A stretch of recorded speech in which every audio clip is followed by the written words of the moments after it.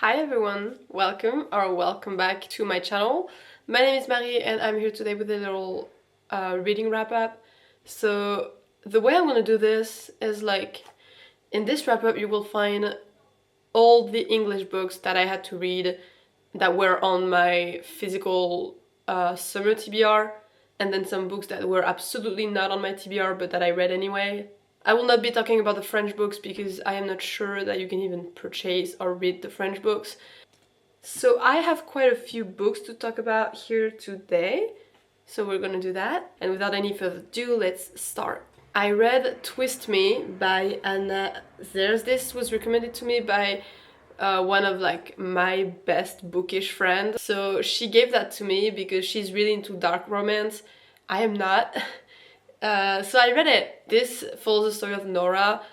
She gets kidnapped when she turns 18 by this rich mafia guy, and he rapes her relentlessly, and she's gonna fall in love with him because he's just dark and handsome and mysterious and morally gray. I don't like when any kind of violence is romanticized, and that's the case here. But the good thing about this book is that the main character was not some dumb girl who's like, oh, I can fix him, I can change him. She does realize the amount of violence that she's going through. She does understand pretty well what he did to her and the way that it is affecting her life, and she makes all her decisions based on that. I wish the decisions that she made were different, but it's just not that kind of book. I'm sorry, I do not understand any kind of romanticizing violence. Abuse is abuse. There's nothing to romanticize. I'm sorry, but I just can't. So this was not a big hit for me, but I read it and, whatever. Then I read The Perks of Being a Wallflower by Stephen Chbosky. This book has been around for so long that it is so weird that I hadn't gotten my hands on it before, because I love reading letters. It's just my all-time favorite kind of literature, and this is all written in letters. In this story you follow Charlie, who decides to send to someone that doesn't know him letters to talk about his life at home, his life in high school. This book did not give me things to think about too hard, but it did inspire me, however, to start writing. Reading this book was very inspirational, and that is kind of my take on reviewing this book, because this book just inspired me. But I don't really know what it was about it. I really liked the writing style of the author, and also the character of Charlie that I got kind of attached to, because I think I relate to Charlie a lot. I feel like I read this book too late, but it still did inspire me, and I still had a good time reading this. Then I read Book Lovers by Emily Henry. I just wanted at this point to read any Emily Henry's book because people have been just crazy about her. So in this book you follow Nora. She works in publishing. She's a workaholic. One day her little sister convinced her to go with her on this little vacation, sister vacation.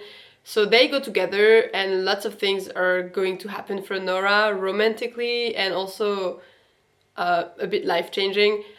The fact that I'm reading about two full adults made that book way better, because I think maybe it's just me, but when it's just two teenagers or two young adults, it feels a bit immature, and here the character of Nora was really solid, and I loved reading her story and her thoughts and her feelings, and I really liked her little sister too.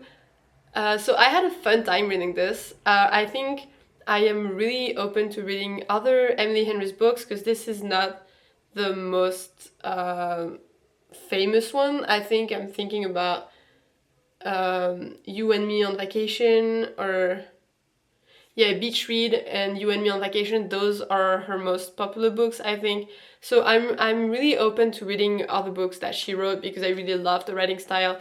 I loved the characters, and even if I didn't really like the plot I didn't really care much for the romance in general. I really did care for the characters. Then I read Loveless by Alice Oseman. I am so late to reading this book. I have read Radio Silence by Alice Oseman when I was in high school.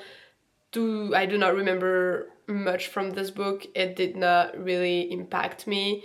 And then I read Heartstopper when it came out, and I also watched the show, and I liked Heartstopper. I was just like really bored with the characters because, again, I'm not a romance kind of person. But this is called Loveless, and it is not a romance. So in this story, you follow Georgia, who is a first-year university student, and she has decided that she was going to fall in love, going to find that one person that is going to change her life for the better, because she has never really been attracted to anybody, male or female, romantically or sexually, and she doesn't really know where she's at, and she's convinced that, you know, there's someone for everybody out there, and that she's just gotta meet her person, and it's not high school anymore, so she's gonna meet like so many kind of different people, new people, and she's going to fall in love, and it's going to be great. This book really punched me in the gut. First off, it is beautifully written. The character of Georgia, I just wanted to hug her so bad.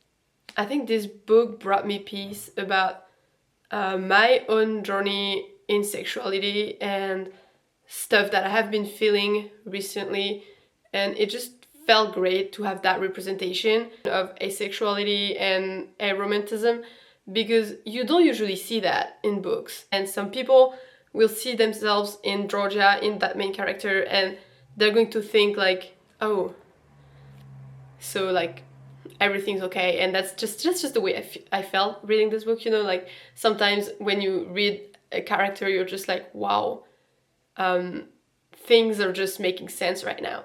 Well, that's the way I felt reading this book. This was just a great book that I highly recommend. I think it is important to educate yourself on all those kind of people that exist in the world and that are different from you. It was a great read, and I can't wait to read more of her books, and I just loved this one so much, and it made so much sense to me what she wrote, and like, what can I say? I just saw myself in Georgia and also in her journey of processing her sexuality. This book just was everything.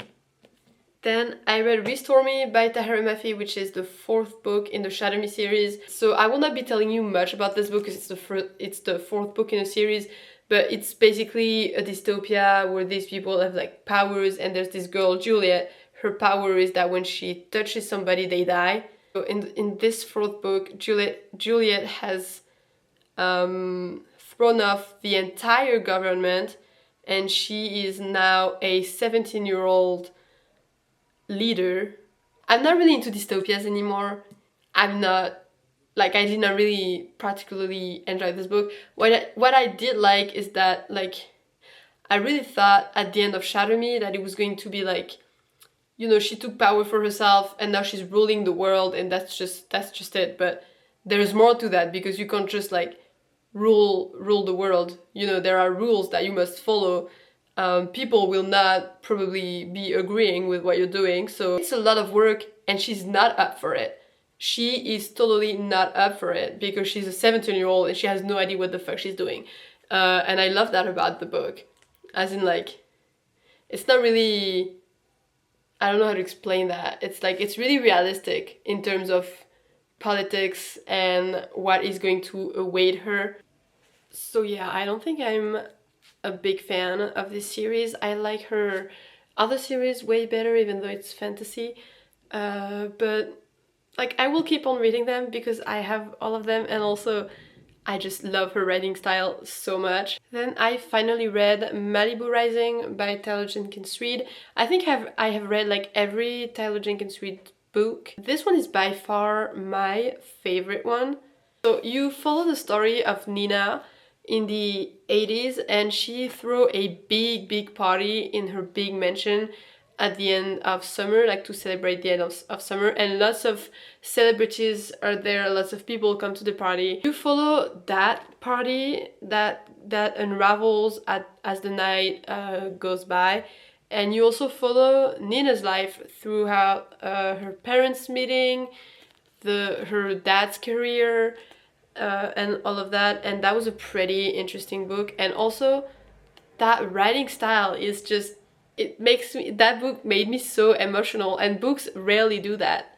Like most of the time they do not really make me emotional because I always take a step back from books.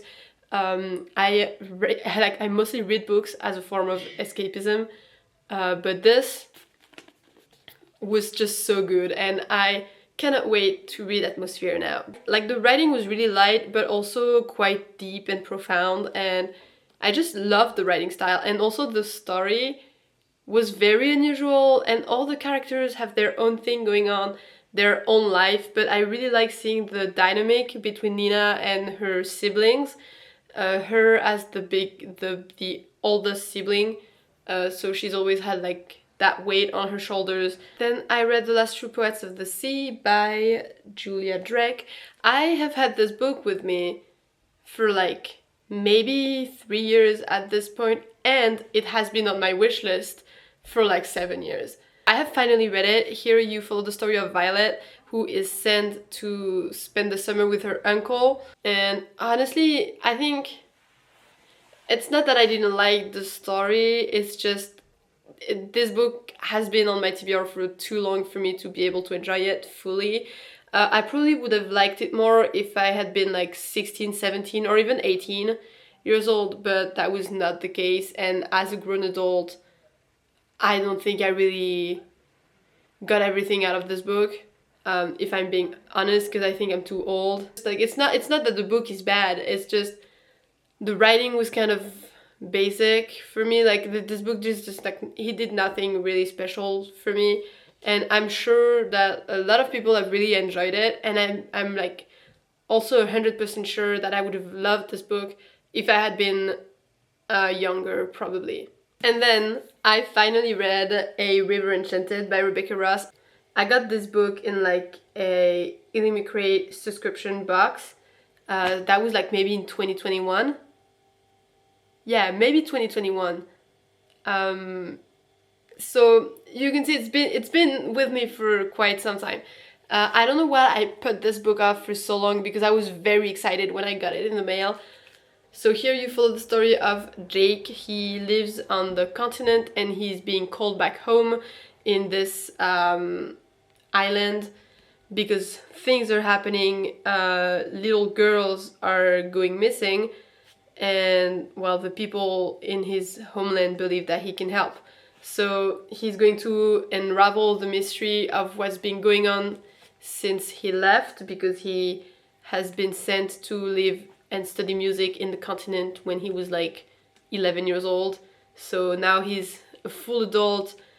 Home doesn't really feel like home anymore. That first off was beautifully written. I had never read a book by Rebecca Ross, and I will definitely be reading the second book because I'm so excited to see what happens next. Like I was kind of left on a cliffhanger, and this book was like so whimsical and so eerie. It was really cozy. I really loved that about it. You get different point of views in this book, and all of them were so interesting. And usually I have like one favorite character, so when it's like their point of view, I love it. And when we skip to another character point of view, I just like skip the point of view because like I'm annoyed. That did not happen in this book. I loved every single point of view, every single character that is like really special, and they all have like a really special spot in my heart, and I just like love this book so much, and I am so excited for the second book. So that is all for my little update of what I've been reading. I hope you guys enjoyed this video, so I'll see you later for another video. Bye!